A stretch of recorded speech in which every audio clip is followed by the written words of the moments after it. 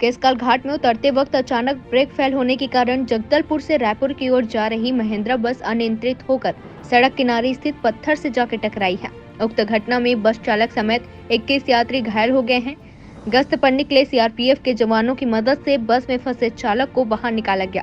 तत्पश्चात 108 के माध्यम से सभी घायलों को केसकाल अस्पताल भेजा गया, जहां सभी घायलों का प्राथमिक उपचार जारी है। फिलहाल केसकाल पुलिस घटना स्थल पर पहुंच चुकी है। जगदलपुर से रायपुर जा रही थी महिंद्रा की बस, जो केसकाल घाट क्रमांक 2 में अनियंत्रित होकर साइड में पत्थरों से टकराई गई, जिसमें 21 लोग घायल हुए हैं। 4 को यहां से रिफर कर दिया गया है और जिसमें 13 महिला लोग हैं। इलाज जारी है अभी।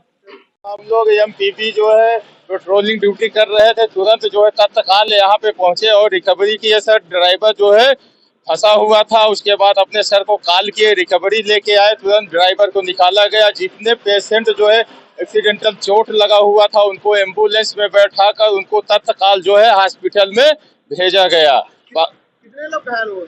घायल लगभग जो है 10 से 12 लोग जो है जख्मी हो गए हैं, जो है उनको चोट आ गई है, उनको एम्बुलेंस में बैठा कर जो है हॉस्पिटल के लिए भेजा गया।